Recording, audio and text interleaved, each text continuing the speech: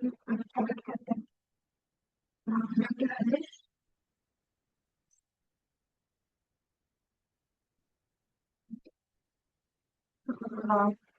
Good evening, Namaskar, and welcome to the very new episode of our series 100 Years of Development in Indian Philosophy.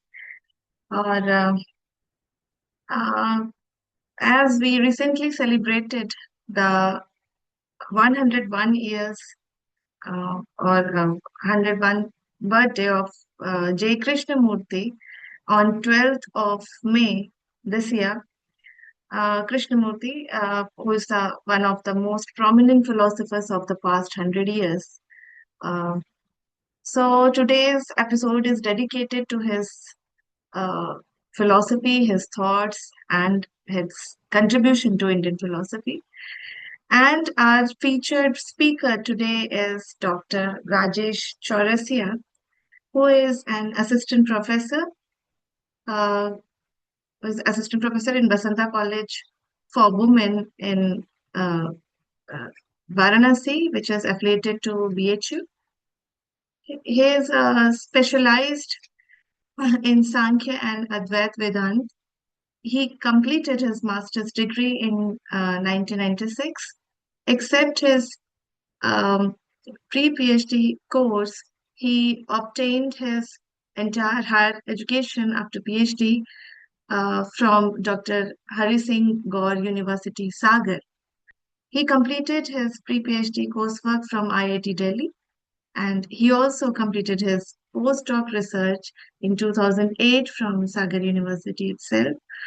Sir, we are warmly welcome you, and we are obliged to hear from you on J. Krishnamurti. Over to you, sir.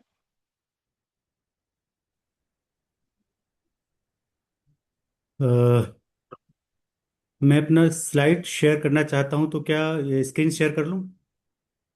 Ji sir, जी। मेरी आवाज़ वगैरह सब सही है, सब सही आ रहा है? बिल्कुल सही है सर। जी जी, तो मैं अपनी ये शेयर कर रहा हूँ। जी।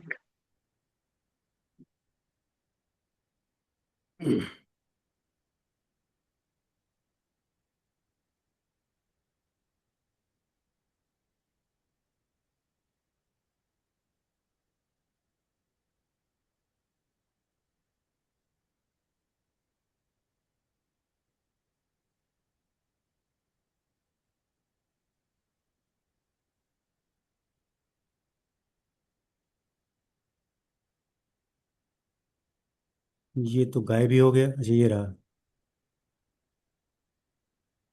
और है सर। अच्छा, हो रहा है। हाँ, दिख रहा है सर। तो इसको फुल स्क्रीन हाँ, कर दीजिए। फुल स्क्रीन असल में मेरे लिए ये थोड़ी सा नया है। हाँ, यहाँ से हो जाएगा। जी। हाँ, अब हुआ। तो सब कुछ मेरा वीडियो और प्रेजेंट हो रहा है, अभी नहीं हो रहा है, शेयर हो रहा है। हो रहा है सर, हो रहा है। आ रहा है। जी। तो सबसे पहले तो मैं आप लोगों का आभार व्यक्त करना चाहता हूँ कि आप लोगों ने एक कृष्णमूर्ति के ऊपर एक टॉक रखा। और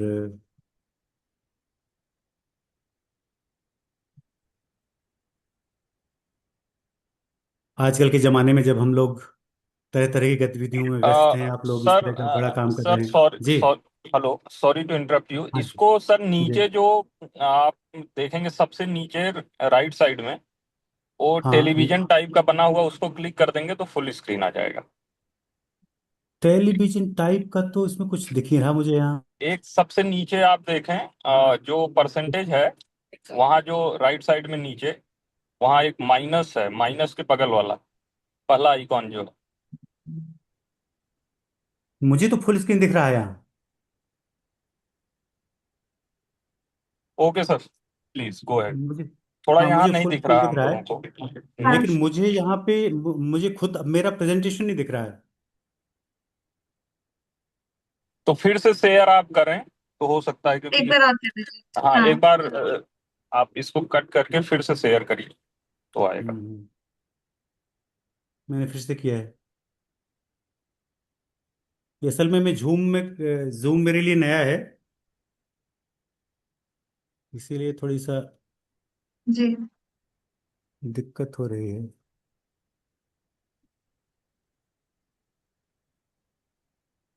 शेयर तो हो रहा है, ये बता रहा है, लेकिन मुझे नहीं दिखाई दे रहा है। शेयर मुझे तो भी लग है मुझे सर। नहीं दिखाया है। हाँ, शेयर है। शेयर हो रहा है, हाँ, फुल स्क्रीन नहीं हो लेकिन रहा लेकिन। लेकिन अगर मुझे नहीं दिख रहा है, अगर तो फिर मैं मतलब कैसे, देखो जरा। वीडियो क्यों नहीं दिख रहा है मुझे? मैंने शेयर किया है ना, मेरा वीडियो दिख रहा है। शेयर तो कर दिया। ये कर दिया मैंने अपने। हाँ, उनको दिख रहा है, मुझे नहीं दिख रहा है ना, मुझे मेरे वीडियो दिख रहा है। तो सर आपका फ्रीज हो गया होगा, then I request you to kindly rejoin. आप उसको बाहर आके फिर से हम्म, ज्वाइन कर लें, तो फिर अच्छा। दिखेगा। जी।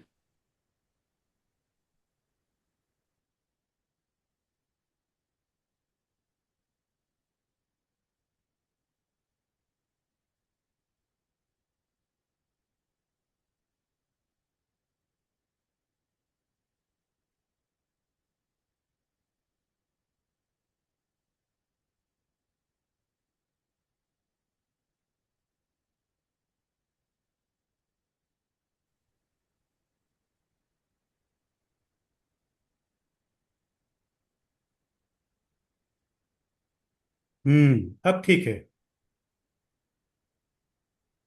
तो हाँ सर, नीचे एक आपको आइकॉन दिख रहा होगा टेलीविजन टाइप का, अब उसके तो मुझे उसके सही, मैं और फिर लेफ्ट कंफर्टेबल हूँ। में, और लेफ्ट हाँ, में। अब दिख रहा है परसेंटेज, मैंने इसको क्लिक भी किया है, हाँ, लेकिन और मैं उसके बगल कंफर्टेबल में हूँ। सर, और लेफ्ट में आवे, और ये लेफ्ट में तो आइए एक्सट्रीम आप। लेफ्ट आ गया। ये जो हाँ। माइ हाँ, माइनस है, माइनस के बगल वाला, प्लस माइनस है ना, तो माइनस के बगल वाला। अच्छा, इधर। जी अच्छा, ये। जी हाँ, राइट प्लीज। राइट, हाँ, बस वही, अभी हो गया। हाँ। नाउ हाँ। Now now. जी जी जी। तो मैं यहाँ से स्टार्ट कर रहा हूँ। जो उनका सबसे प्रसिद्ध स्टेटमेंट है जय कृष्णमूर्ति का, वो है truth is a pathless land. तो सबसे पहले हमारे पास प्रश्न उठता है कि ये ट्रुथ क्या है। तो मैं पहला पॉइंट आपको बताना चाहता हूँ कि ये here truth is beyond our thinking, thought and language process.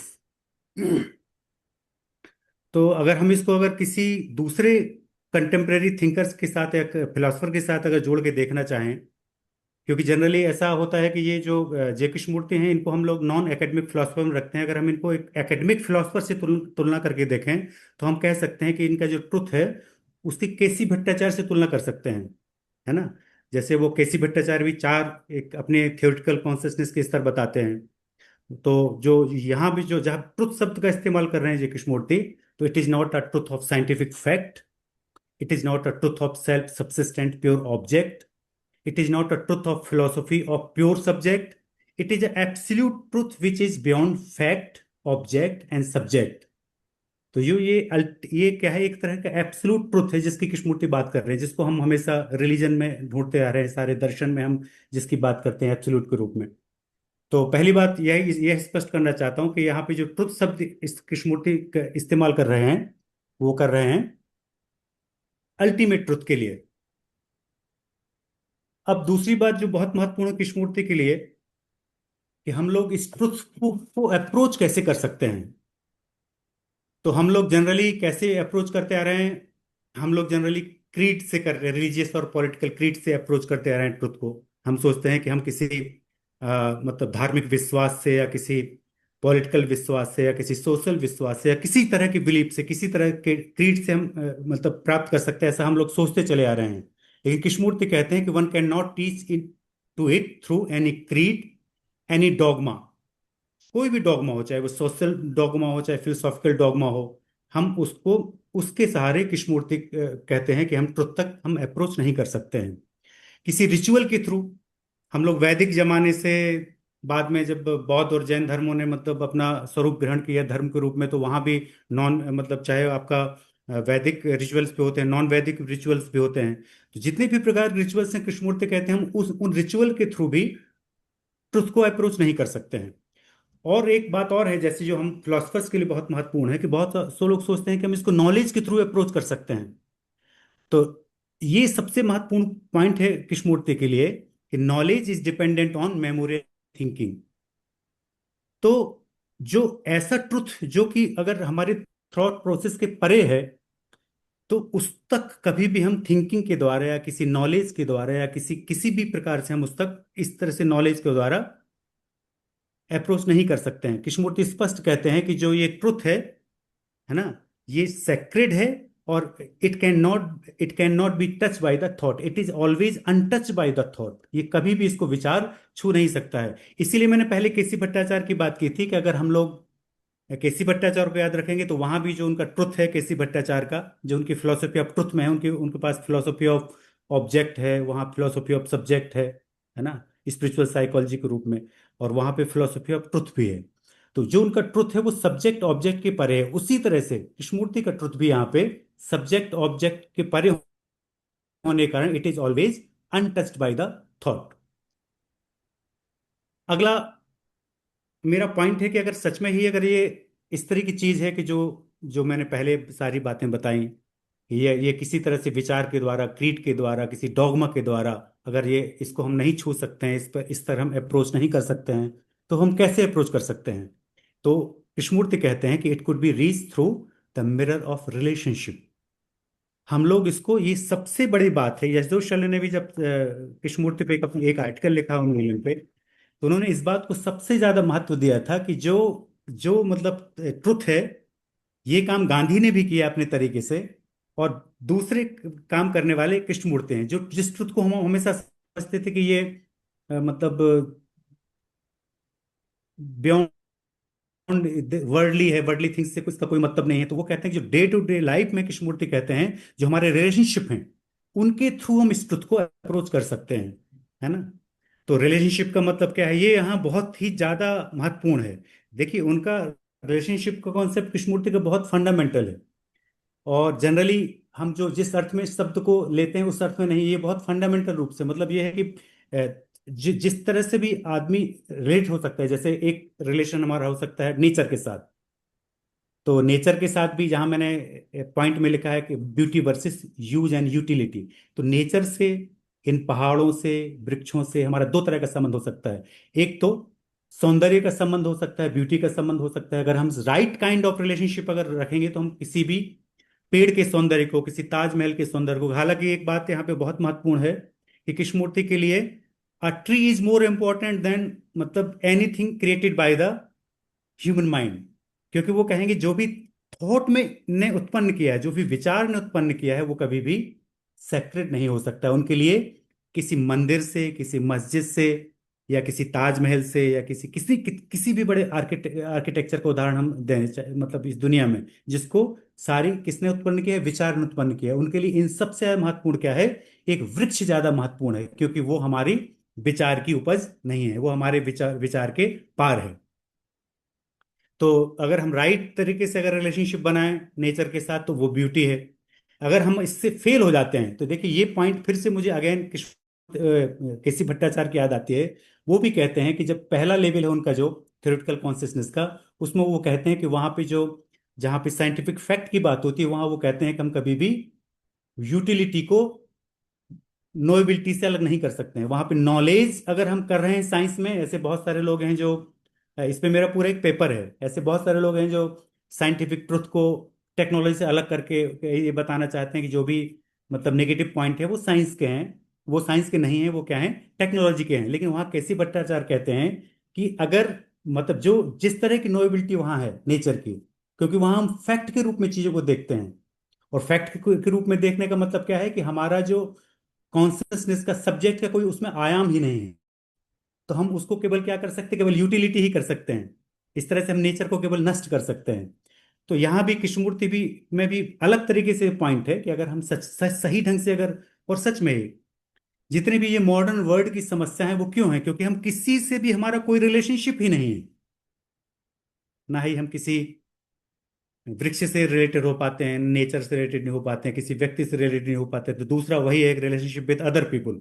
तो अगर ये सही अगर हम रिलेट हो पाए तो ये यही उनके लिए लव है, प्रेम है कृष्णमूर्ति के लिए। अगर ये फेल हो जाए तो वही वायलेंस है कृष्णमूर्ति के लिए। उसी तरह से तीसरा तरह का रिलेशनशिप हो सकता है जो सबसे ज्यादा फंडामेंटल है कृष्णमूर्ति के लिए, वो है रिलेशनशिप विद अवर सेल्फ।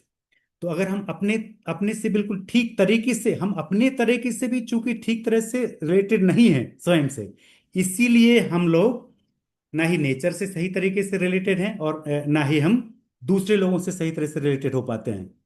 तो अगर हम अपने से सही तरह से रिलेटेड होंगे, उसका मतलब क्या है कि हमारा जो खुद का हाउस है वो ऑर्डर में होगा, है ना। ये क्या है, इंटेलिजेंस। और हम लोगों का जो हाउस है वो ऑर्डर में जनरली है नहीं, वो हमेशा किस में है, कॉन्फ्लिक्ट में है। हमने तरह तरह के कॉन्फ्लिक्ट बना रखे हैं। तो अगर कॉन्फ्लिक्ट में है तो हम मतलब स्वयं के साथ राइट रिलेशनशिप में नहीं है, और हम अगर स्वयं के साथ राइट रिलेशनशिप में नहीं है तो हम कभी भी दूसरे के साथ राइट रिलेशनशिप में नहीं हो सकते हैं।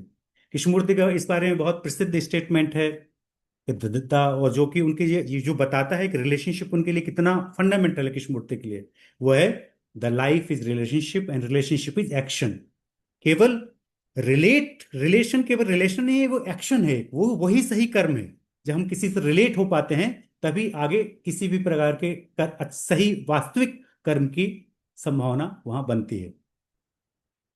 इसके बाद मेरा जो अगला पॉइंट है वो है कि अब इसमें बाधा क्या है, रिलेशनशिप में बाधा बाधा क्या है। वो कहते हैं कि जो इमेज है हमारा, हम तरह तरह की इमेज बना लेते हैं। अज्ञे की बहुत अच्छी कविता है इस बारे में। अज्ञे कहते हैं कि मैं तुम्हें कोई नाम नहीं दूंगा। तो नाम क्या है, एक प्रकार की इमेज है। क्योंकि वो लास्ट में उस कविता में आता है कि क्योंकि नाम देना क्या होता है, पहचानने को रोक देता है। ये आपने अक्सर देखा होगा कि हम जैसे कभी आप किसी नई जगह में हम जाते हैं घूमने के लिए, कश्मीर गए, कहीं भी गए, तो आप कितना आपको अच्छा लगता है, आपको एक सब फ्रेश लगता है। वहाँ के जितने भी पहाड़ हैं, वहाँ के आपके वृक्ष हैं, वहाँ की जो हवाएं हैं, सब आपको बहुत फ्रेश लगता है, सब नया लगता है, क्योंकि उस समय आपके पास कोई उसकी इमेज और कोई थॉट नहीं होता है। लेकिन जो वहीं रह रहा है, रोज देख रहा है। ये उदाहरण मैं अपने बच्चों को भी बताता हूँ, क्योंकि हमारा कॉलेज बहुत अच्छी सुंदर जगह में है। तो बच्चे जब यहाँ फर्स्ट ईयर में आते हैं तो गंगा किनारा, पेड़ पौधे, लेकिन धीरे धीरे हम लोग देखना बंद कर देते हैं। तो इसका मतलब है कि हमने देखना बंद कर दिया। इसका मतलब है कि हमारा रिलेशन खत्म हो गया। तो कौन रिलेशनशिप में बाधा बन रहा है, हमारी इमेजेस। हमको लगता है हम तो जानते हैं, ये तो वही वसंत कॉलेज है, ये तो वही पर्सन है, हम इसको जानते हैं। तो इमेज है, थॉट है, आइडिया है, बिलीफ है, they are the hindrance in relationship. तो ये सब आते कहां से हैं दरअसल। दिक्कत ये है, इसमें दो बातें बहुत महत्वपूर्ण हैं। कि पहली बात तो ये है कि हमको क्या चाहिए, कृष्णमूर्ति की किताब का नाम है फ्रीडम फ्रॉम नॉन। दरअसल हमको जो भी हम जानते हैं, जो भी कंटेंट ऑफ कॉन्शियसनेस, उससे जब तक हम फ्री नहीं होंगे तब तक हम किसी भी चीज से रिलेट नहीं हो सकते। क्योंकि हमारी जो एनर्जी है वो कभी भी है ही नहीं हमारे पास किसी से रिलेट करने के लिए, क्योंकि वो हमेशा द्वंद्व में उलझा हुआ है मन, है ना। और एक और बात है, हम जनरली जो जिस अवस्था में हैं हम लोग, वो हम लोग कंटेंट ऑफ कॉन्शियसनेस को कॉन्शियसनेस समझते हैं। तो कृष्णमूर्ति हमेशा मतलब दोनों में भेद करते हैं। वो कहते हैं कि the content of consciousness is not consciousness. और कॉन्शियसनेस क्या है, इसका वो कभी उत्तर नहीं देते हैं। ये भी उनकी विधि क्या है, कुछ कुछ सुकरात से मिलती विधि है, क्योंकि वो केवल प्रश्न उठाते हैं इन सब बातों पे, लेकिन वो चाहते हैं कि जो उत्तर है वो हमेशा जो श्रोता है, जो सुनने वाला है, उनके द्वारा है। तो ये दो बातें हैं जो हमें मतलब जिनके कारण ये हम रिलेट नहीं हो पाते। एक तो थिंकर और थॉट का जो डिवीजन है। हम लोग सोचते हैं कि ये देखिए, हम लोग फिलॉसफी पढ़ते पढ़ाते हैं, उसमें देखते हैं कि हम लोग सोचते हैं कि सब्जेक्ट ऑब्जेक्ट का डिवीजन तो होगा ही, थिंकर थॉट का डिवीजन तो होगा ही, ऑब्जर्वर और ऑब्जर्व का डिवीजन तो होगा ही। लेकिन कृष्णमूर्ति इस पे प्रश्न उठाते हैं। वो कहते हैं कि सच में ही क्या, एग्जिस्टेंशियली, ऐसा नहीं कि केवल विचार में, आप खुद देखें। जैसे थिंकर और थॉट के डिवीजन के बारे में एक छोटा सा उदाहरण देके मैं तेजी से आगे बढ़ना चाहूंगा। कि जैसे मान लो करके हम अगर अगर कृष्णमूर्ति उदाहरण देते हैं कि अगर हम अगर फियर में हैं या हम एंजाइटी में हैं, तो क्या उस समय जो हमारा जो थिंकर है, जो इसके बारे में विचार कर रहा है, या जो थॉट है, जो एंजाइटी, क्या वो दोनों अलग अलग हैं? आप खुद देखिए, आप पाएंगे कि दोनों एक ही हैं। तो कभी भी जो थिंकर है कभी भी किसी भी थॉट को नहीं बदल सकता है ना। इसलिए जब तक ये इसके हम पार नहीं जाएंगे, इसका टोटल नेगेशन नहीं होगा इस प्रक्रिया का, तब तक हम किसी समस्या का हल साइकोलॉजिकली नहीं प्राप्त कर सकते हैं। एक और अगली बात है जो कृष्णमूर्ति की फिलोसफी में, कृष्णमूर्ति के दर्शन में बहुत महत्वपूर्ण हो जाती है, वो ये है, वो उन्होंने कहा कि द थॉट इज टाइम। ये जनरली ये बात अभी मैं सुबह ही डेविड बूम का एक वार्ता पढ़ रहा था जो कृष्णमूर्ति के साथ इसी के बारे में है। वो कि डेविड बूम कहते हैं कि ये तो कैसे, मतलब टाइम हमारे लिए बिल्कुल अलग मतलब है ना।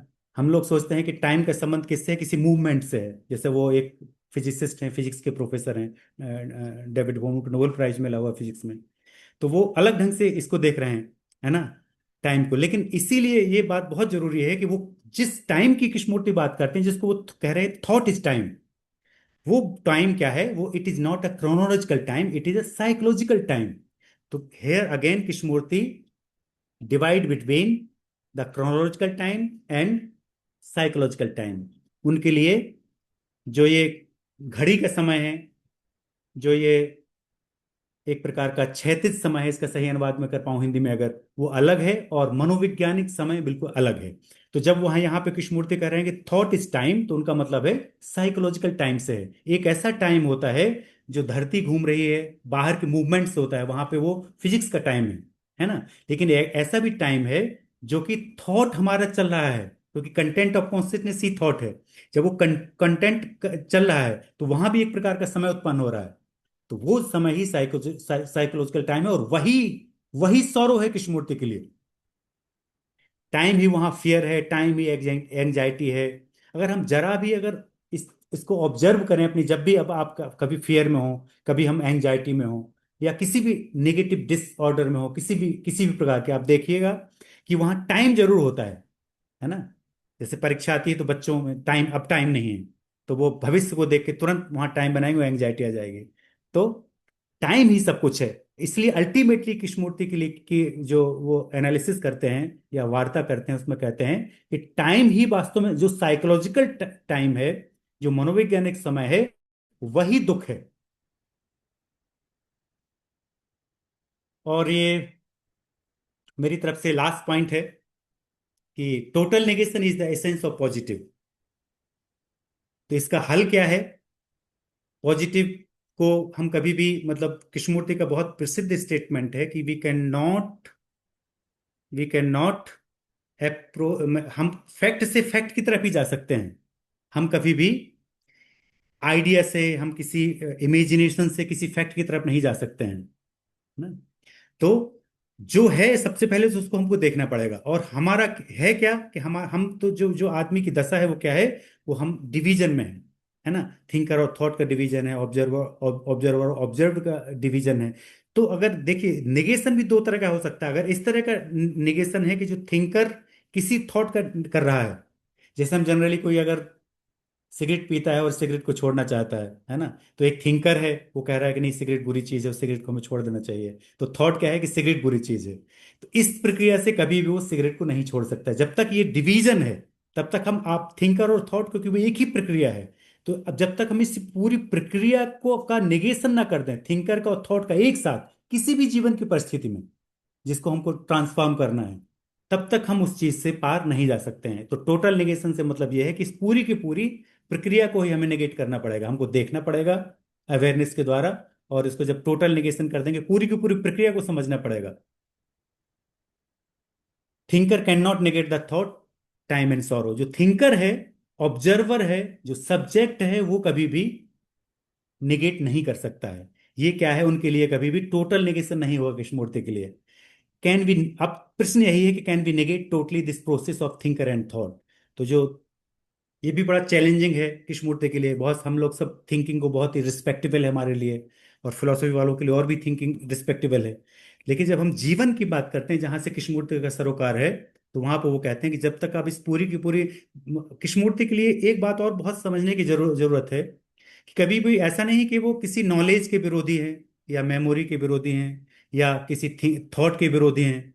वो कहते हैं कि there is a right place of everything. लेकिन मुश्किल ये है कि हमने थिंकिंग और थॉट की प्रक्रिया को बहुत ज्यादा महत्व दे रखा है।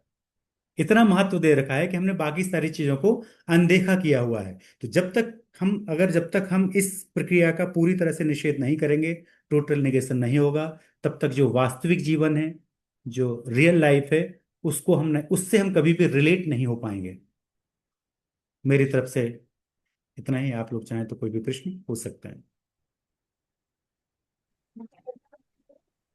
हाँ।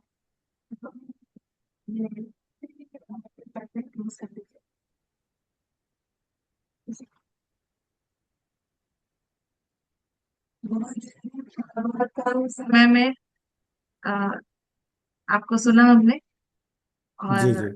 मैं चाहूंगी कि आप थोड़ा एलाबोरेट करते, तो कुछ कृष्णमूर्ति के आइडियाज को अपने ढंग से रखते, तो हमें ज्यादा अच्छा लगता।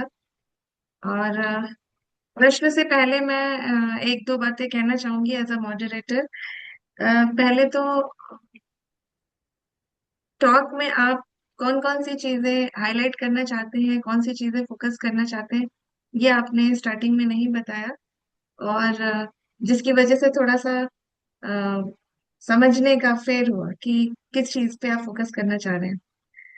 ऑल्दो कृष्णमूर्ति के जो स्कॉलर्स होंगे वो समझ पाए होंगे अच्छे से।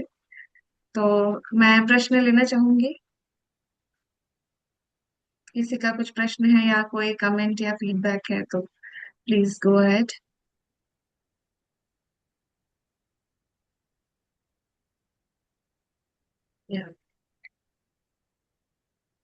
हेलो। हाँ जी हाँ, Alok ji. Good evening sir, good evening sir. Good evening. आ, ये बात सही है राजेश जी जी जी कि बताइए। ये बहुत ही संक्षिप्त प्रेजेंटेशन किया है आपने। अच्छा। और इस पे बहुत सारे सवाल। हाँ, कम से कम पौन घंटे का प्रेजेंटेशन होता है तो लोग तब तक जो है कि सोच के रखते हैं कि आपसे क्या पूछना है। और जी जी जी। फिर डिस्कशन पौन घंटे का हो जाता है तो जरा प्रोग्राम पता नहीं बातचीत में क्या तय हुआ। लेकिन चलिए, हम इसको यहीं से उठा लेते हैं, जी जी। क्योंकि हम जानते हैं कि आप बहुत कुछ बोल सकते थे, आपने बोला नहीं। जी और ये जी, मुझे लगा कहीं। हमारे लोगों बहुत के अच्छे सवाल। हाँ। हम लोगों के साथ बड़ा अन्याय किया है। और मैं नहीं चाहता, आप जानते हैं कि अन्याय से हमको काफी संघर्ष करने में बड़ा आनंद आता है। तो हम आपके इस क्या बोलेंगे, पृष्ठभूमि अन्याय आजकल बहुत चल रहा है। खैर, पृष्ठभूमि अन्याय ये नहीं है। लेकिन मैं चाहूंगा कि कृष्ण सर एक मूर्ति मिनट, को लेके। सर एक मिनट। हाँ। सर ये क्लोज कर दीजिए राजेश सर। क्या सर? क्या मैम? पीपीटी अपना शेयर मत करिए, इसको क्लोज कर दीजिए पीपीटी। अच्छा। अच्छा हाँ हो गया। या हाँ हाँ सर, हाँ। अब थैंक मैं यू। चाहूंगा जी जी। कि एक जो किताब का आपने नाम लिया था, शायद फर्स्ट एंड लास्ट फ्रीडम। तो फ्रीडम फ्रॉम नॉन का नाम लिया था, जी जी। हाँ, तो मैं चाहूंगा कि कृष्ण मूर्ति का जो विचार है फ्रीडम को लेके, रिलेशनशिप आपने बताया, लेकिन फ्रीडम को लेके जो विचार है उसको थोड़ा इलाबोरेट करें। और हम्म। चूंकि ये बहुत जरूरी है कि फ्रीडम शब्द का इस्तेमाल जो है वो फिलॉसफी और बाकी सभी में थ्रू आउट होता है। तो किस तरीके से कृष्णमूर्ति औरों से अलग ढंग से फ्रीडम को देखते हैं, ये थोड़ा सा एलोबरेट किया जाए। और दूसरी बात ये है कि कृष्णमूर्ति की बहुत किताब जो मुझे बहुत अच्छी लगती है वो है ऑन वायलेंस। और उस हम्म। ऑन वायलेंस पे भी आपने थोड़ा सा इशारा किया, लेकिन उसको छोड़ दिया। कि लव तो बताया, लेकिन वायलेंस क्या है, दुनिया में लव नहीं है ना, वायलेंस बहुत है। तो वायलेंस की जो समझ अगर नहीं होगी तो लव की बातें ही रह जाएंगी। तो मैं समझता हूँ कि वायलेंस को लेके, फ्रीडम को लेके, और फिर उसी के बाद कभी कभी आप तो जानते हैं, काफी हमारा भी पेपर था और हम लोग डिस्कस भी करते रहे हैं कि हमारे यहाँ गांधी भी उसी समय हुए हैं। तो कृष्णमूर्ति और गांधी को लेके किस तरीके का कंपैरिजन हो सकता है। और इससे एक और भी बड़ा सवाल उठता है कि ये जो मिस्टिकल ट्रुथ है, ये बहुत सारे लोग कहते हैं कोई नई बात नहीं है जो कृष्णमूर्ति ने कही है। अब ये अद्वैतिक है या बुद्धिस्ट है या क्या है, ये एक सवाल बना रहता है फिलॉसफी वालों के बीच में। तो कुछ इस पे भी विचार करिए। और इसके अलावा कई कि इस तरीके की सोच का हमारे सामाजिक राजनीतिक जीवन से कोई संबंध बनता है या नहीं बनता है। जहां तक सवाल है इसका, एजुकेशन से तो बनता है। और आपके यहाँ बड़ी अच्छे ढंग से उनके आधार पर एजुकेशन दी भी जाती है। तो Krishnamurti on education and Krishnamurti on politics, ये इस सारी जो आप फंडामेंटल बात कह रहे हैं, इससे क्या इम्प्लीकेशंस आते हैं इन क्षेत्रों के लिए। बात जो है कृष्णमूर्ति की पूरी तब होगी मुझे लगता है। और इसी के साथ साथ एक बहुत ही कहना चाहिए वो बहुत सस्ता सा सवाल है, हल्का सा सवाल है, लेकिन कई लोगों को बहुत महत्वपूर्ण भी लगता है। और आपने इस पे तो बहुत लंबा क्या कहना चाहिए कि लिखा ही है समीक्षा। कृष्णमूर्ति और ओशो की तुलना कैसे की जाए, ये भी एक विषय है। तो चूंकि आपका वक्तव्य बहुत छोटा रहा है, तो मैं चाहूंगा कि इन सभी विषयों को थोड़ा आप समेटिए और फिर जी देखिए जी कि जी। सबके ऊपर इसका क्या पूरा पूरा, क्योंकि इस पर चर्चा का इनके मतलब ये है कि एक एक थिंकर को लेके और उसका एक ऐसा प्रारूप सामने आए कि ऐसा लगे कि इसका क्या अवदान है इंडियन फिलॉसफी में। तो हम खाली टच एंड गो पे नहीं जाएंगे। हम चाहेंगे कि आप थोड़ी ज्यादा व्यापकता के साथ जो है कुछ थोड़ा और बोले। धन्यवाद। तो मैं ये बात एक्सेप्ट करता हूँ कि मैं बहुत तेजी से आगे बढ़ गया चीज़ों को लेके। मुझे लगा कि एक बात कारण ये भी था कि मैं अपने क्लासरूम की तरह तरह नहीं, मतलब मैंने चीज़ों को ज़्यादा बताया, क्योंकि मुझे लगा कि यहाँ पे मतलब सब जानने वाले लोग बैठे हैं। और मेरा उद्देश्य था कि क्यों ना एक पूरी कंप्लीट पिक्चर दी जाए, है ना। जो जी जो ये मैंने आपको बताया है वो कृष्णमूर्ति की फिलोसफी की पूरी एक मतलब उनका एक छोटा सा एक लेक्चर है जिसमें कोर टीचिंग है। तो कोर टीचिंग में अब सारी की सारी चीजें यहाँ से हम लोग उसको समझ सकते हैं, मतलब जो कोर टीचिंग अब हो चुका है। तो किसी भी एक एस्पेक्ट पे बात की जा सकती है। तो और एस्पेक्ट बहुत हैं, मतलब बहुत सारी चीज इसमें मतलब छुपी हुई हैं। जैसे फ्रीडम वाला इन्होंने सबसे पहले कहा कि आप ये बताइए कि फ्रीडम क्या है और दूसरी फ्रीडम क्या है, मतलब से इसका क्या संबंध है। तो कृष्णमूर्ति में फ्रीडम के एस्पेक्ट से हम बात कर सकते हैं।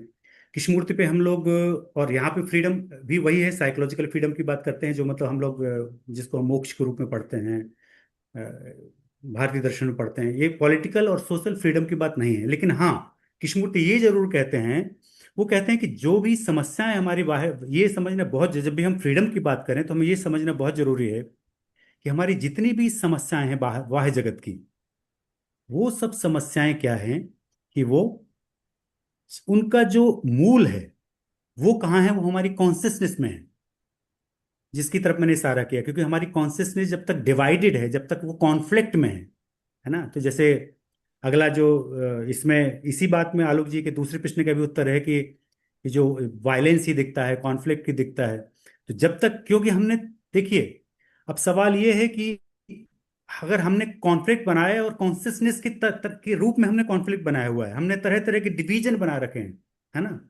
हमने जो और मूलभूत हमने जो डिवीजन की बात की जिसके कारण हिंसा है, वो क्या है, वो है आपकी थिंकर और थॉट का। अपने अंदर हमने डिवीजन बनाया हुआ है, क्योंकि थिंकर ही तो मैं है, thinker is ego.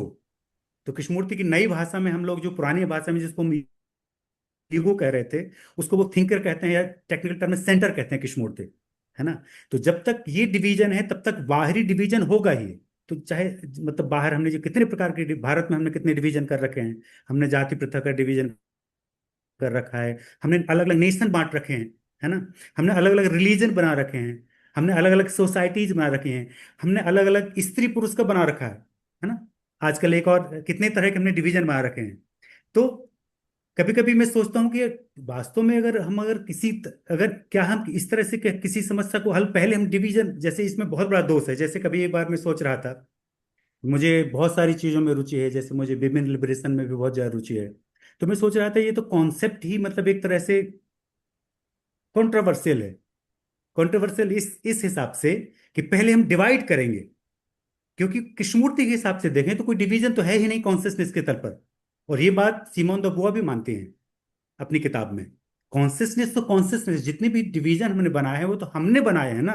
These are the conditioning of mind, Krishnamurti की भाषा में। वो उसी कंडीशनिंग से मुक्त होना ही उनके लिए स्वतंत्रता है, कृष्णमूर्ति के लिए। तो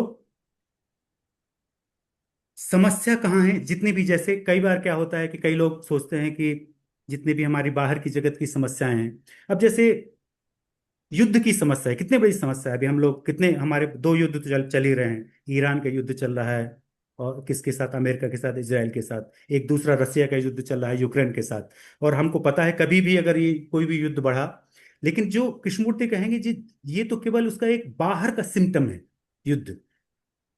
एक बात और मैं यहाँ पे कहना चाहूंगा, जैसे अब जब ये युद्ध शुरू हुआ था तो उसमें कृष्णमूर्ति क्लास ही ले रहा था मैं। जब ये ईरान वाला युद्ध शुरू हुआ था तो मेरी कृष्णमूर्ति की क्लास थी कॉलेज में।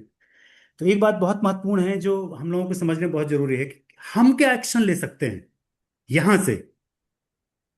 जैसे ये बात मतलब बहुत गहरी और बहुत महत्वपूर्ण है कृष्णमूर्ति के लिए, कृष्णमूर्ति की। जैसे इसको मैं एक उदाहरण देकर समझाना चाहूंगा, ताकि ये बात जो मैं कह रहा हूं ताकि थोड़ी समझ में आए लो आप लोगों को। जब गांधी जी का मतलब की हत्या हुई, तो वहाँ उस समय कृष्णमूर्ति भारत में थे, और उस समय कृष्णमूर्ति कोई टॉक देने वाले थे, तो कृष्णमूर्ति ने अपना वो पोस्टपोन कर दिया, टॉक उस दिन टॉक नहीं दिया, क्योंकि वो ऐसा माहौल हो गया गांधी जी की हत्या पे। दूसरे दिन जब कृष्णमूर्ति को टॉक हुआ तो कृष्णमूर्ति ने पूछा कि कौन जिम्मेदार है, मतलब अगर गांधी की हत्या हुई तो उसके लिए जिम्मेदार कौन है? तो जैसे जो लोग श्रोता थे वो बोलने लगे कि कोई हिंदू मुसलमान, इसने मारा उसने मारा, जो हम लोग। लेकिन कृष्णमूर्ति ने उस दिन कहा कि हम सब जिम्मेदार हैं। तो ये एक बात बहुत महत्वपूर्ण है जानने की, कि जब मतलब अगर भले युद्ध वहां हो रहा है, कहाँ पे? ईरान में हो रहा है या अमेरिका में हो रहा है या रूस में हो रहा है, हम अपनी जिम्मेदारी से बच नहीं सकते हैं, क्योंकि हमारा माइंड भी उसी तरह के, हम भी नेशन में विश्वास करते हैं, डिवीजन में विश्वास, हमारा मन भी डिवाइडेड है, क्योंकि हमारी जो कॉन्सियसनेस है और उन लड़ने वालों की कॉन्सियसनेस में, उनमें कोई फंडामेंटल भेद नहीं है ना। और आप एक्शन कैसे ले सकते हैं कि हम ना करें? हम कैसे एक्शन कर सकते हैं जब कहीं युद्ध हो रहा है दुनिया में? तो मैंने अपने बच्चों से कहा कि हम लोग ये एक्शन ले सकते हैं कि हम कुछ दिन शांत रहने की कोशिश करें, क्योंकि हमारा कृष्णमूर्ति का मानना है कि जो कॉन्सियसनेस का जो इतना, जो हम लोग जो अंदर से जो हमारा डिवीजन है वो इतना धीरे धीरे, ये बात ओशो ने भी कही है, कि हम इतना ज्यादा इकट्ठा कर लेते हैं अब सामूहिक मन में, कि हमें हर मतलब 4-5 साल में, 10 साल में एक युद्ध की जरूरत पड़ती है। तो हम एक्शन क्या ले सकते हैं कि हम क्या ये कर सकते, जो सरल है। हमारे साथ समस्या ये है कि हम पूरे मतलब जगत को ठीक करना चाहते हैं और खुद को ठीक नहीं करना चाहते हैं, है ना। तो यहाँ पे ये मॉडल कृष्णमूर्ति में नहीं चलेगा, गांधी में भी नहीं चलेगा, क्योंकि वो कहेंगे कि सबसे पहले खुद के अंदर आपको करना चाहिए। अगर वहां कहीं युद्ध हो रहा है दुनिया में, तो हम क्या एक्शन ले सकते हैं कि हम क्या वैसी थोड़ी देर के लिए सारे डिवीजन से किसी डिवीजन को ना माने, मानव मनुष्य मनुष्य के बीच में क्या हम एक्शन ले सकते हैं, जो क्योंकि बात यह है कि अगर समस्या कॉन्सियसनेस से शुरू हुई है, जो कि फैल गई है पूरी दुनिया में, कोई भी बाहर की जीवन की समस्या है, कृष्णमूर्ति कहते हैं कि उसका जो बिगिनिंग पॉइंट है, वो कहाँ से बिगिनिंग हो रही है? वो हमारी चेतना से प्रारंभ हो रही है, और वो धीरे धीरे पूरे जगत में, चाहे वो भुखमरी की समस्या हो, चाहे जाति की समस्या हो, चाहे मतलब जितने भी समस्या, चाहे महंगाई की समस्या हो, कोई भी, चाहे चाहे वो आर्थिक समस्या हो, चाहे पॉलिटिकल समस्या हो, कोई भी प्रॉब्लम हो, लेकिन उसका जो रूट है वो कहाँ है? हमारी कॉन्सियसनेस में है। तो एक्शन भी वहीं से होगा, और इसलिए एक्शन कौन लेगा? इसलिए ऐसा नहीं है कि कृष्णमूर्ति ये नहीं कहेंगे कि मतलब एक राइट प्लेस नहीं है इनका भी, जो हम लोग सोशल जितने भी रिवोल्यूशन हुए हैं, लेकिन वो कहेंगे इनसे कुछ होगा नहीं, और ऐसा हुआ भी नहीं है अभी तक। हमने कितने प्रकार की क्रांतियां देख ली, नहीं उससे कुछ आदमी वहीं के वहीं है, जहां हम थे कल थे, वहीं हम आज भी हैं। इसलिए कृष्णमूर्ति प्रश्न उठाते हैं कि अब हमको एक टोटली अलग तरीके से देखने की कोशिश करनी चाहिए, अपने अपने खुद की कॉन्सिस्टेंस में आके, तो हम यहीं पे एक्शन ले सकते हैं। तो पहली बात तो आलोक जी की ये थी फ्रीडम के बारे में। तो फ्रीडम फ्रीडम का मतलब ये है कि हम सच में ही, देखिए, हम फ्रीडम को कई तरीके से सोच सकते हैं।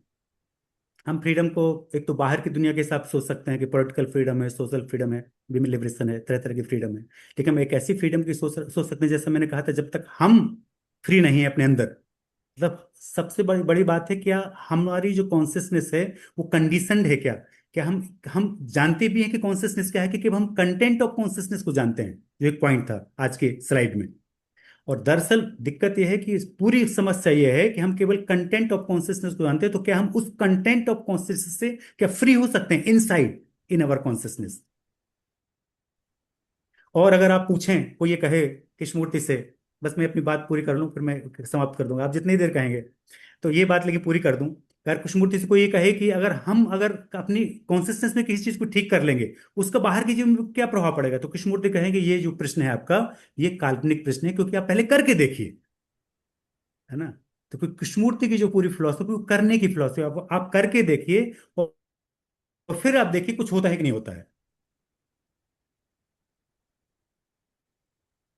सर हमारे साथ प्रशांत शुक्ला सर है, और जी जी ऑब्वियसली एक बहुत सारे मिनट, क्वेश्चन होंगे सर के। एक इसमें छोटा सा जोड़ना चाहूंगा जी जी कि एक उदाहरण ही है कि जब मैं कृष्णमूर्ति के इस बनारस फाउंडेशन में गया था और हम्म। इनकी जो गैदरिंग होती है, और मैं सुबह टहल रहा था, कृष्णमूर्ति पथ जो है उनका, इस पे वो टहलते थे, और इन मेरे पे हाँ। साथ में एक इंजीनियर साहब थे और एक डॉक्टर साहब थे, जो कि कृष्णमूर्ति का तरीके से फॉलोअर ही कहना चाहिए। वहां हम्म, टहलते हुए मेरे मन में सवाल आया कि यदि आपके सामने ये चॉइस हो कि कृष्णमूर्ति प्लस भारत की परतंत्रता और गांधी प्लस भारत की स्वतंत्रता, तो आप किसका चयन करेंगे? तो दोनों के मुंह से एकदम से निकला गांधी। अब यहीं पे सवाल उठता है कि क्या जब तक एक साइकोलॉजिकल रिवॉल्यूशन, ट्रांसफॉर्मेशन नहीं होता चेतना में, तब तक क्या हमको अन्याय के खिलाफ जैसे गांधी लड़े या और भी तमाम लोग लड़ते रहे हैं, मतलब कहने का है कि दूसरे की हिंसा का प्रतिकार कैसे करें? और अगर हम सिर्फ अहिंसक हो गए या हिंसा के परे चले गए और दुनिया नहीं बदली, तो आके किसी ने हमारी गर्दन उड़ा दी, तो क्या हो? तो मुझे ये लगता है कि कृष्णमूर्ति की जो दृष्टि है वो हमारी बड़ी परंपरागत दृष्टि है, लेकिन वो हमको सदियों से गुलाम ही बनाती रही, हम कुछ उसके लेके कर नहीं पाए। तो मुझे लगता है कि ये प्रश्न जो है बराबर हमको पूछना चाहिए कि दूसरे की हिंसा से स्वयं के हिंसा के परे जाने के बाद भी कुछ करने को है, या सिर्फ हिमालय पे चले जाना है। धन्यवाद।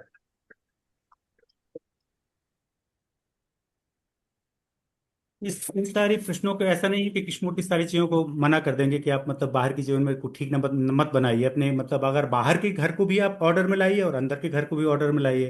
तो ये प्रश्न उनके लिए सारे काल्पनिक प्रश्न हैं कृष्णमूर्ति के लिए।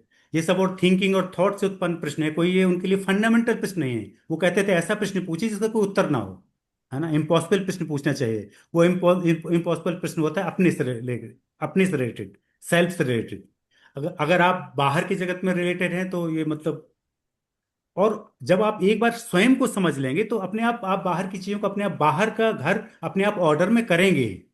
तो ऐसा नहीं कि कृष्णमूर्ति ऑर्डर को नहीं मानते हैं, ऑर्डर को तो, ऑर्डर तो वो कहेंगे कि सब सब जगह जरूरी है। लेकिन आप देखिए कितनी छोटी छोटी सी बातें हैं जो हम कभी लागू नहीं करते हैं, क्योंकि देखिए अगर हम इस चीज को समझ लें तो हमको क्यों, देखिए क्योंकि हम सब लोग हिंसा में हैं, कॉन्फ्लिक्ट में हैं, इसलिए सारी बातें हमको समझ में नहीं आ रही हैं। एक बार अगर हम इस सब, बस वही है कि तब यही रह जाता है कि हम बाहर बाहर से ही ठीक करते रहें, मतलब पूरी तरह से, मतलब कैंसर का इलाज है तो हम एकदम से, या किसी कोई ऐसी चीज है उसको पूरा ऑपरेशन नहीं करना चाहते हैं। तो ये तो ऐसी इस तरह से चलता रहेगा। ये तो ऐसा नहीं कृष्णमूर्ति को कोई गांधी से विरोध है या कृष्णमूर्ति किसी भी चीज से विरोध है। लेकिन हाँ, अगर जिस फ्रीडम की बात कृष्णमूर्ति की बात करते हैं तो मैं ये पक्का कहूंगा कि फिर कोई भी मतलब गुलामी होगी ही नहीं, कोई भुखमरी होगी ही नहीं, बाहर की कोई समस्या होगी ही नहीं, क्योंकि रूट में हमने अगर ठीक कर लिया चीजों को तो बाहर अपने आप सारी चीजें, मतलब वो ऐसा नहीं कि अपने आप हो जाएंगी, वो करेगा अपने आप, उसमें सही राइट एक्शन ले लेगा वो अपने लेवल पे जो जितना वो करेगा। जी। जी जी साथ में हम प्रशांत सर का भी क्वेश्चन ले लेते हैं सर। जी जी जी बिल्कुल। सर। Rajesh sir, congratulations. एक बहुत ही कोर डिस्कशन था जिसमें हम लोग को कई चीजें समझ में आई, और कुछ चीजें I can understand with the scarcity of time वो छूट गई होगी, जी लेकिन आई जी एम श्योर सब लोगों ने जी, कम से कम बेसिक कृष्णमूर्ति को पढ़ा होगा, सो दैट इज बिल्कुल गुड। बिल्कुल। सर, मुझको हमेशा ये प्रॉब्लम आती है, जिससे आपको याद होगा दो बड़े पॉपुलर डायलॉग्स आते हैं खासतौर पे स्पेकुलेटिव फिलॉसफी में। पहला, हम्म। लिव इन द मोमेंट या लिव इन द प्रेजेंट, और दूसरा आता है कि see your inner word. Live in the moment का क्रिटिसिज्म तो प्लेटो ने सीधे दिया है। उन्होंने कहा है कि अगर मुझको केवल वर्तमान में जीना हो, बिना भविष्य बिना भूत को छोड़ करके, then there would be no difference between myself and a dog। तो मैं एक कुत्ते का जीवन जी रहा हूँगा क्योंकि मैं वर्तमान में जी रहा हूँ। मनुष्य जीवन की सबसे बड़ी खासियत ये होती है कि वो स्मृति के द्वारा अपने व्यक्तित्व को बनाता है और भविष्य के द्वारा अपने प्रयोजन को बनाता है। I hope you would agree with that. क्योंकि अगर आपको मुझसे सबसे बड़ी दुश्मनी निकालनी है तो आपको मेरे साथ कुछ नहीं करना है, केवल मेरी मेमोरी को मिटा देना है, ऐसा मेरा मानना है। क्योंकि अगर आप मेरी मेमोरी को मिटा दोगे, then you have actually murdered my soul, what I prefer to call as my personal identity. अब इसको अगर एक कदम और आगे लेके जाएं, और कृष्णमूर्ति बोलते हैं कि फ्रीडम का मतलब होता है freedom from thought, then I would dare to say एक कदम और आगे जाते हुए कि then I would not even be a dog, I would become simply a stone. तो भैया चिंतन का ना होना या चिंतन से स्वतंत्र एक पाषाण का लक्षण है, क्या आप हमें ये बनाना चाह रहे हैं? और अगर ऐसा है तो कृष्णमूर्ति को यह कहने का कोई अधिकार नहीं है कि महात्मा गांधी के मृत्यु के लिए हम सभी जिम्मेदार हैं, क्योंकि हम नाम का शब्द बचा ही नहीं। जिम्मेदारी के लिए या जिम्मेदारी को ओढ़ने के लिए आपके पास चिंतन का होना अनिवार्य है। तो इस तरह के पॉपुलर टॉक से हम लोग क्या समझते हैं? Please explain. Thank you. पहली बात तो मैं प्रशांत जी को धन्यवाद करता हूँ कि उन्होंने प्रश्न पूछा, और मतलब जैसा वो सोच रहे हैं ऐसे कई लोग और भी ऐसा सोच रहे होंगे। तो पहली बात तो ये है, जो पॉपुलर आपने कहा है, तो पॉपुलर तो बिल्कुल नहीं है ये, क्योंकि बहुत कम लोग ही इसमें इन्वॉल्व होते हैं। हाँ, जो जो हम आज बात कर रहे हैं कृष्णमूर्ति की। और दूसरी बात, इसमें दो प्रश्न है आपकी बात में। एक तो मुझे ऐसा लगा कि आप और स्वाभाविक है, क्योंकि आपने कृष्णमूर्ति को ज्यादा अध्ययन नहीं किया, तो जो उनके टाइम के, जो उनके सारे दो चीजें, मैं दोनों की बात, मेमोरी की बात भी करूंगा और टाइम की बात करूंगा, दोनों रिलेटेड भी आपस में।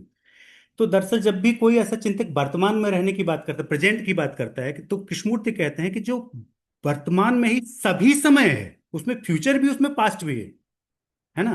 दो तरह से टाइम की गति हो सकती है। एक तो हो सकता है कि from past to future without the present.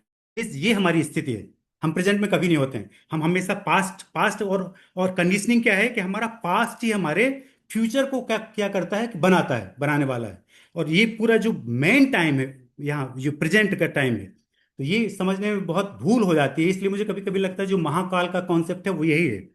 अभी मैंने इस बारे में कभी लिखा नहीं है। महाकाल मतलब जो प्रेजेंट में है, उसमें सब कुछ है, उसी में पास्ट भी है। ऐसा नहीं कि जो प्रेजेंट में रह रहा है उसके साथ उसका पास्ट नहीं है, पहले ये समझने की, या वो फ्यूचर के लिए कुछ करेगा नहीं, है ना। ये डॉग की तरह हो जाएगा या मतलब किसी तरह से हो जाएगा, ये ऐसी बिल्कुल बात नहीं है। क्योंकि वो कहते हैं जो समय है वो प्रेजेंट में सब कुछ है, होल है, कंप्लीट टाइम है। इसलिए यहां तक वो आगे गए।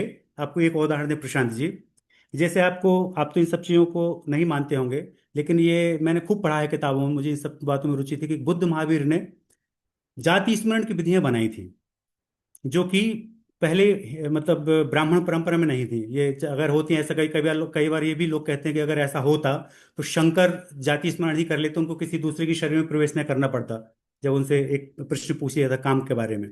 लेकिन ये बात पक्का है कि वो बुद्ध महावीर ने, ऐसा मैंने कई कई किताबें पढ़ा है कि जाति स्मरण। लेकिन कृष्णमूर्ति इन सब चीजों को बिल्कुल ही प्रश्रय नहीं देते हैं, है ना। ये भी उनकी बहुत बड़ी विशेषता है। वो कहते हैं कि जाति स्मरण इसलिए जरूरी नहीं है क्योंकि जो भी कॉन्फ्लिक्ट होगा, जो भी फियर होगा, जो भी एंजाइटी होगी, तो प्रेजेंट में अभी है, तो उसी के थ्रू आप अपने जा सकते हैं खुद ही। अलग से आपको जाति स्मरण करके विधि में जाके इतना मतलब परेशानी में जाने की जरूरत नहीं है। इसका मतलब है कि जब वो कह रहे हैं कि प्रेजेंट में सब कुछ है ना, प्रेजेंट का मतलब ये नहीं होता है कि मतलब पशुवत समय हो जाना, या मतलब वो ये है तो ह्यूमन का प्रेजेंट ही है ना, और उसमें ऑल टाइम है, टोटल टाइम है। क्या हम बिना डिवाइड करे टाइम को समझ सकते हैं एक साथ टोटलिटी में? ये कृष्णमूर्ति की बात है, जो कि हमारे लिए, मेरे लिए भी बहुत कठिन है इस बात को समझना। लेकिन मुझे लग रहा है कि थोड़ी बहुत मैं उसको टच कर पा रहा हूँ कि जो उनका उनका पॉइंट ऑफ व्यू है कृष्णमूर्ति का। दूसरी बात आपने कही कि मेमोरी के बारे में, कि मेमोरी अगर ना हो, तो मैंने पहले ही संक्षिप्त में कहा कि कृष्णमूर्ति मेमोरी कि वो कहते हैं कि there is a right place of everything. मैं आपको बहुत मजेदार बात बताता हूँ। एक बार जब मैं पीएचडी करने की सोच रहा था कृष्णमूर्ति पे, तो मैं, दया जी हर साल यहाँ आते थे अपनी बेटी से मिलने। उनकी एक बेटी सुजाता यहाँ सागर में भी है, तो मुझे बहुत सानिध्य दया कृष्ण को मिला है। तो मैं उस समय पीएचडी करने की सोच रहा था, मैं दया कृष्ण से मिलने गया।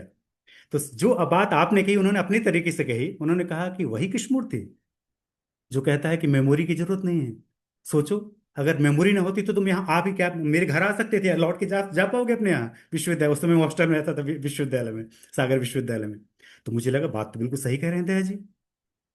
दया जी बिल्कुल सही कह रहे हैं कि एक आदमी मेमोरी का, थॉट का कोई विरोधी कैसे हो सकता है ना। तो फिर मैं तुरंत गया, उस समय तो मैं बच्चा था, मैं तुरंत गया सागर विश्वविद्यालय की लाइब्रेरी में, मैंने फर्स्ट एंड लास्ट फ्रीडम किताब उठाई, और मैंने उसमें जो उसका फर्स्ट एंड लास्ट फ्रीडम जो किताब है उसका मैंने एक मेमोरी का अध्याय पढ़ा, और जब उस पहली बार मुझे उस समय समझ में आया कि कृष्णमूर्ति डिवाइड करते मतलब डिवीजन करते हैं साइकोलॉजिकल मेमोरी में और फैक्चुअल मेमोरी में। तो थ्योरेटिकल मेमोरी फैक्चुअल मेमोरी के वो मतलब वो उसका विरोध नहीं करते हैं। इवन कृष्णमूर्ति कहते हैं कि अगर हम साइकोलॉजिकल मेमोरी से अगर हम मुक्त हो जाएं, है ना, जैसे हम, और आप देखिए इस बात को साइकोलॉजिस्ट भी मानते हैं कि हमारा मोस्ट ऑफ पार्ट जो हमारे ब्रेन का है, हमारी मेमोरी का है, वो तो साइकोलॉजिकल मेमोरी है। जो किसी ने कुछ कह दिया, आप देखिए हम बच्चों से बात करते हैं, अब बच्चों को क्या ये सब हमारी बातें याद रहती हैं? उनको साइकोलॉजिकल मेमोरी का पार्ट बहुत भरा हुआ है, इसलिए जगह ही नहीं है फैक्चुअल की। तो कृष्णमूर्ति का कहना है कि अगर ये हम साइकोलॉजिकल मेमोरी से अगर मुक्त हो जाएं तो हमारी थ्योरेटिकल मेमोरी या फैक्चुअल मेमोरी और अच्छी हो जाएगी, क्योंकि तब ऐसे आदमी के लिए कृष्णमूर्ति खुद का स्टेटमेंट है कि लाइब्रेरी में रखी किताब की तरह होगी सारी मेमोरी, आप जब चाहे निकाल लें और जब चाहे उसको रख दें वापस, है ना। लेकिन वो मेमोरी कभी भी आपके जीने में बाधा नहीं बनेगी। लेकिन साइकोलॉजिकल मेमोरी है, जैसे आपको कल किसी ने कुछ कह दिया और आप हर्ट हो गए, तो this is a example of psychological memory. वो कृष्णमूर्ति प्रश्न उठाते हैं कि इस साइकोलॉजिकल मेमोरी की जरूरत है आपके जीवन में, ये पॉइंट है कृष्णमूर्ति का।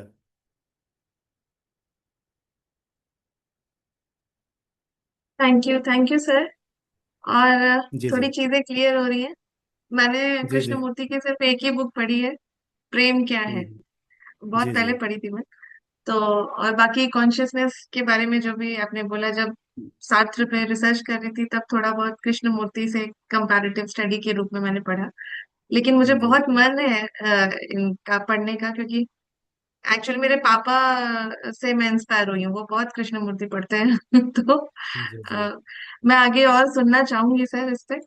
और जी बहुत मतलब बहुत चीजें खुल के सामने आती हैं। अगर थोड़ा सा टाइम आप और देते, आपको और सुनना चाहती हूँ मैं, एक बात है। जी जी, मेरे पास चलिए समय मैं पूरा एक है, अभी सवाल आप हम और लोग कर बढ़ा देता हूँ। सकते हैं। जी जी एक जी सवाल सर। मैं ये कर देता हूँ कि जिस हल की बात कृष्णमूर्ति कर रहे हैं उसके लिए साइकोलॉजिकल ट्रांसफॉर्मेशन की जरूरत है, और वो एक साइकोलॉजिकल रिवॉल्यूशन ही है।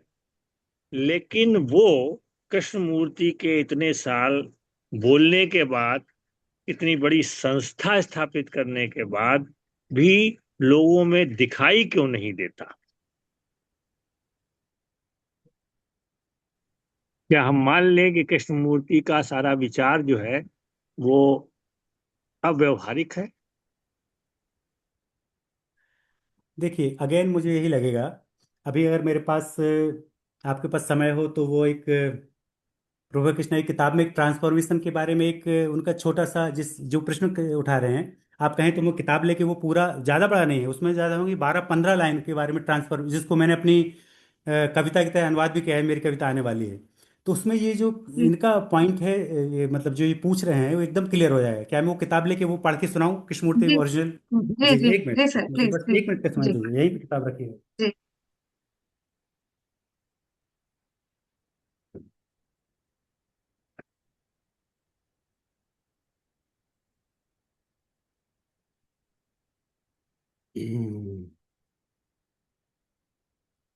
क्वेश्चन इज देयर, यही पे प्रश्न किसी ने बिल्कुल आलोक जी वाला प्रश्न किसी ने पूछा कृष्णमूर्ति से। देखिए कृष्णमूर्ति क्या कह रहे हैं। Question is there such a thing as transformation? What is what is to be transformed?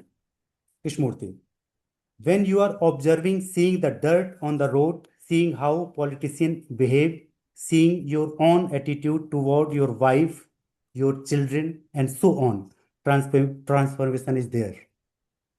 Do you understand? To bring about some kind of order in daily life, that is transformation, not something extraordinary out of this world. When one is not thinking clearly, rationally, be aware of that and change it, break it. That is transformation. If you are jealous, watch it. Don't give it time to flower. Change it immediately. That is transformation. When you are greedy, violent, envious, trying to become some kind of holy man, see how it is creating a world of tremendous uselessness. I don't know if you are aware of this. Competition is destroying the world. The world is becoming more and more competitive, more and more aggressive. And if you change it immediately, that is transformation. And if you very much deeper into the problem, it is clearly that thought denies love. कितना fundamental statement है कि thought denies love. Therefore, one has to find out whether there is an end to thought, an end to time, not philosophize over it and discuss it, but find out. Truly, that is transformation. And if you go into it very deeply, transformation means never a thought of becoming, comparing, it is being absolutely nothing.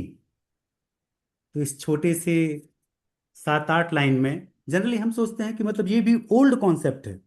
हम लोग सोचते हैं transformation मोक्ष प्राप्त करना है जिसका कुछ दुनिया से मतलब नहीं है. कृष्णमूर्ति का वो ट्रांसफॉर्मेशन का नहीं है. कृष्णमूर्ति स्पष्ट करे कि आप कोई डर्टी प्लेस देखते हो उसको सफाई कर दीजिए.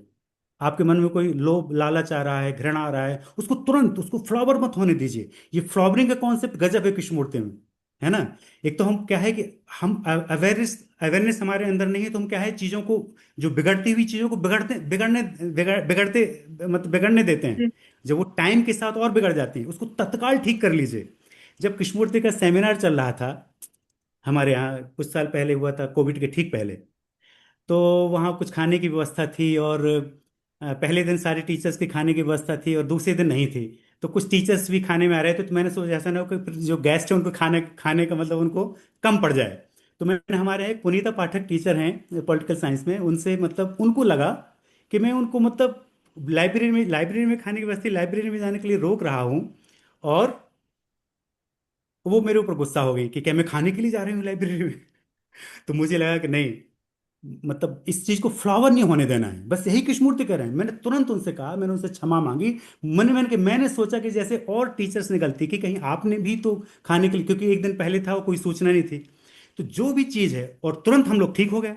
हमारा रिलेशनशिप हमेशा के लिए, अगर हम उस छोटी सी चीज को अगर मैं तुरंत सॉल्व ना करता, तो इसी तरह से आपके दैनिक जीवन में जो भी जीवन जी रहे हैं, अपनी पत्नी के साथ, बच्चे के साथ, मित्रों के साथ, अपने मतलब जो ऑफिस में, जो भी जहां भी हम जा रहे हैं, अपना रिलेशनशिप तुरंत ठीक कर लीजिए.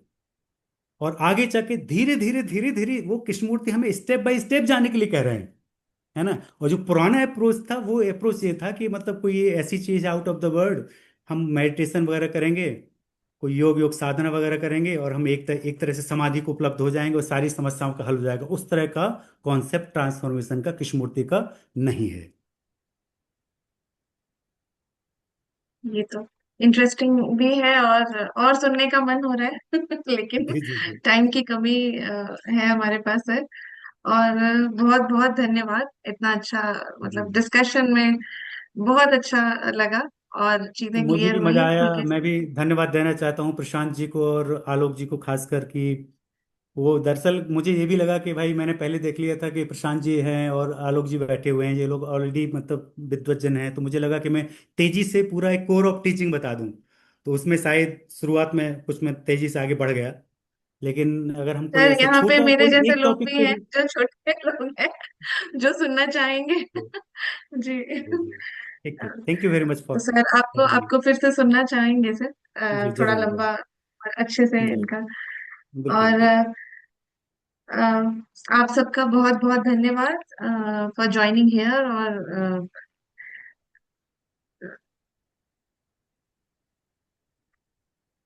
for your contribution in the philosophy. And